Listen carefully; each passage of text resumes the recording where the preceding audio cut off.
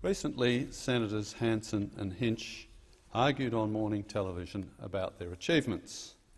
It was much ado about nothing. That's not the case with the Liberal Democrats.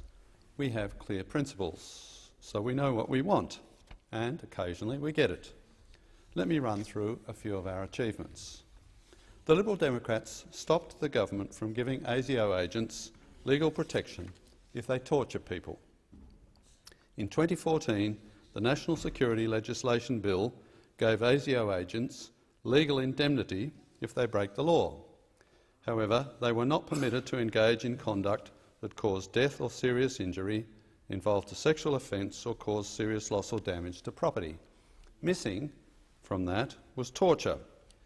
When I first raised this, I was ridiculed by the Attorney-General, George Brandis, but I kept at it. I gained support in legal circles and eventually won. ASIO agents are now not permitted to torture.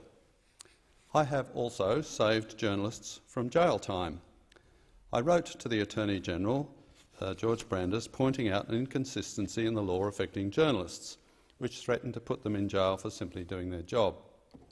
Journalists faced 2 years' imprisonment for reporting on Australian Federal Police controlled operations. This penalty applied even if the journalist was reporting on police misconduct or corruption, if reporting did nothing to prejudice a police operation, if the police operation was over years ago, if the journalist's report did nothing to endanger anyone's health or safety, and even if the information the journalist reported was already public. I pointed out that this treatment of journalists reporting on police operations was inconsistent with the treatment of journalists reporting on ASIO operations. The Attorney-General ultimately agreed with me, and earlier this year the law was changed. So now journalists face no conviction and no jail time if they report on operations, provided they are not reckless about any risk to police operations or anyone's health or safety. And this simply would not have happened without the Liberal Democrats. As well as scoring goals on civil liberties, the Liberal Democrats have scored goals on tax.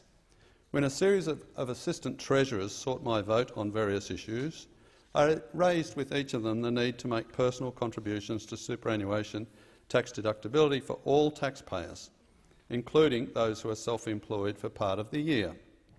This would cut tax by $1 billion over the first 3 years. The government eventually agreed. This $1 billion tax cut simply would not have happened without the Liberal Democrats. I convinced the government to remove childcare subsidies from families earning more than $350,000 a year. This is saving taxpayers $100 million over 3 years. The Liberal Democrats have also held back the tide of red tape. For instance, I delayed the commencement of a burdensome law dictating in nauseating detail how contracts with small business must be written. Without the Liberal Democrats, we would have had more of these lawyers' picnics that do nothing but ramp up the costs of doing business. The Liberal Democrats have also whittled away at government restrictions on everyday Australians. For instance, I broadened the circumstances in which you can withdraw your own superannuation under the government's First Home Super Saver scheme. I could go on, but my time is running out. I will outline further concrete achievements of the Liberal Democrats on another occasion. Of course, more needs to be done. Taxes and government spending remain too high, and red tape and nanny state regulations continue to put a straitjacket on Australians going about their business. With more Liberal Democrats elected to the Senate, we can achieve more.